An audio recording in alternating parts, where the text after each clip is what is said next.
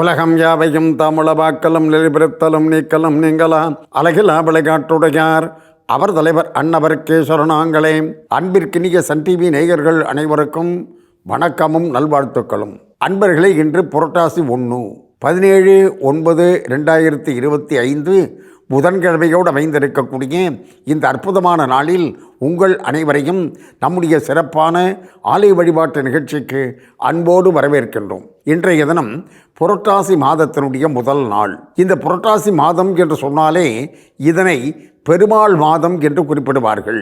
பெருமாளுக்கு மட்டும் உரியதல்ல, பெருமாளுடைய தங்கையாக இருக்கக்கூடிய நாராயணிக்கும் உரிய மாதமாக இந்த புரட்டாசி மாதம் விளங்குவது தான் தனிப்பட்ட சிறப்பு. இந்த புரட்டாசி மாதம் அப்படி பெருமாள் வழிபாட்டிற்கு என்றே பிரத்யேகமாக அமைந்திருப்பதற்கு ஒரு காரணம் இருக்கின்றது. இந்த புரட்டாசி மாதத்தினுடைய அதி தேவதை யார் என்று சொன்னால் கன்னிராசியாக இருக்கக்கூடிய, அதாவது கன்னியா மாதம் என்று இந்த மாதத்திற்கு பெயர். அந்த கன்னி ராசிக்கு அதிபதியாக இருக்கக்கூடிய புத பகவான். புத பகவானுக்கு உரிய தேவதை யார் என்று சொன்னால் பெருமாள். ஆகையினாலே தான் கன்னி மாதமாக அமைந்திருக்கக்கூடிய, அதாவது கன்னி ராசியில் சூரியன் சஞ்சரிக்கக்கூடிய மாதமாக இருக்கின்ற காரணத்தினாலே தான் இதற்கு கன்னியா மாதம் என்று பெயர். அந்த கன்னியா மாதமாக அமைந்திருக்கக்கூடிய இந்த புரட்டாசி மாதத்திற்கு அதி தேவதையாக இருக்கக்கூடியவர் யார் என்று சொன்னால் பெருமாள்.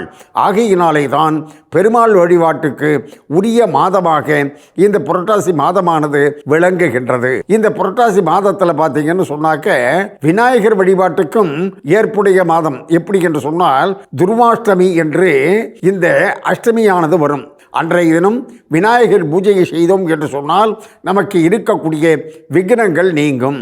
இந்த புரட்டாசி மாதத்தில் பார்த்தீங்கன்னு சொன்னாக்க மற்றும் இருக்கக்கூடிய சிறப்பாக கலியுகத்தில் கண்கண்ட தெய்வமாக விளங்கக்கூடிய திருவேங்கடமுடையான் திருப்பதி பெருமாள். அந்த திருப்பதி பெருமாள் அவதாரம் செய்த மாதமும் எது என்று சொன்னால் புரட்டாசி மாதம், திருவோண நட்சத்திரம், அதாவது சிரவண நட்சத்திரம். ஆகையினால் அந்த பெருமாளுக்கும் இந்த புரட்டாசி மாதத்தில் தான் பிரம்மோற்சவமானது நடைபெறுகின்றது.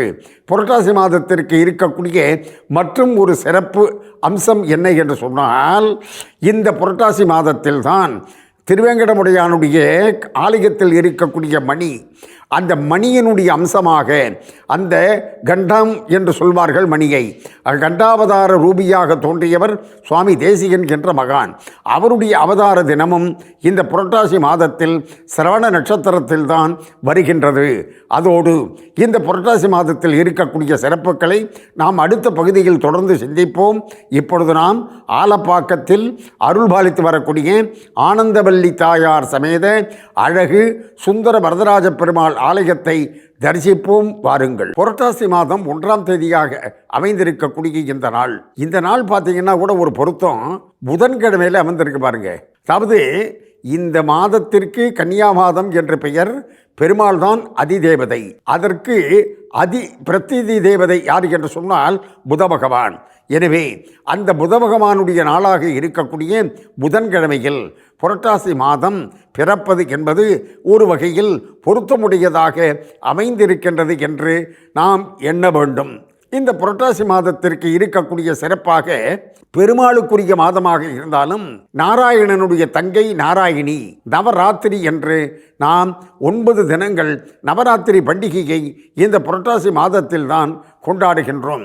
எனவே இந்த புரட்டாசி மாதம் என்பது பல்வேறு வகையில் சிறப்பு வாய்ந்த மாதமாக கருதப்படுகின்றது. இப்படிப்பட்ட சிறப்பு வாய்ந்த இந்த மாதத்தில் நாம் இன்றைக்கு ஆலப்பாக்கத்தில், அதாவது செங்கல்பட்டிலிருந்து சாலவாக்கம் செல்லக்கூடிய பாதையில் அந்த மார்க்கத்தில் அமைந்திருக்கக்கூடிய ஆலப்பாக்கம் என்ற தெய்வீகமான கிராமத்தில் அருள்பாலித்து வரக்கூடிய அழகு சுந்தர வரதராஜ பெருமாள் ஆலயத்தை நாம் இன்றைக்கு தரிசித்து கொண்டு இருக்கின்றோம்.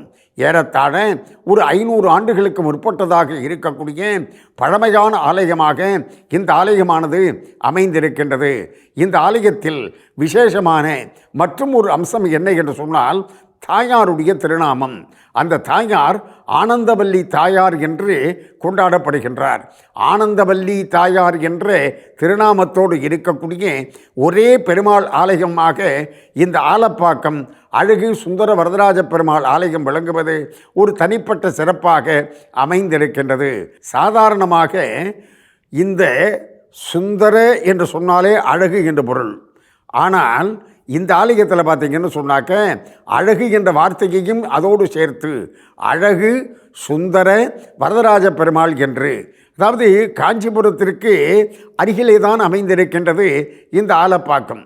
இந்த காஞ்சிபுரத்தை சுற்றி இருக்கக்கூடிய ஆலயங்கள்லாம் பார்த்தீங்கன்னு சொன்னாக்க வரதராஜ பெருமாள் என்ற பெயர் தொடர்புடையதாக இருக்கும். அந்த வகையில் இந்த ஆலயத்திலும் பார்த்தீர்கள் என்று சொன்னால் இந்த பெருமாளுக்கு வரதராஜ பெருமாள், வரதராஜ பெருமாள் என்ற பெயர் மட்டுமல்லாமல் சுந்தர வரதராஜ பெருமாள், வெறும் சுந்தர வரதராஜ பெருமாள் என்று இல்லாமல் அழகு சுந்தர வரதராஜ பெருமாள் என்று இந்த பெருமாள் கொண்டாடப்படுவது ஒரு அற்புதமான சிறப்பு அம்சமாக அமைந்திருக்கின்றது.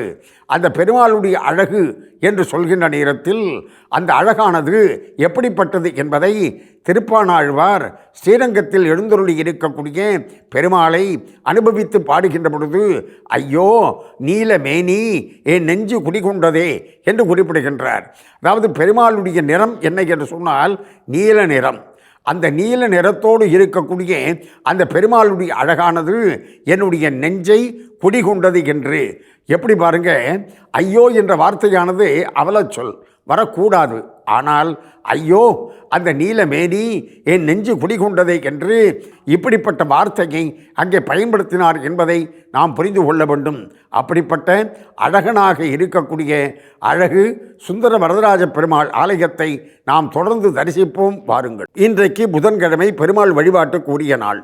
அதோடு மட்டுமல்லாமல் புரட்டாசி 1ஆம் தேதி ஆலப்பாக்கத்தில் பழமையான ஆலயமாக இருக்கக்கூடிய அழகு சுந்தர வரதராஜ பெருமாள் ஆலயத்தை இன்றைக்கு நாம் தரிசித்துக் கொண்டு இருக்கின்றோம்.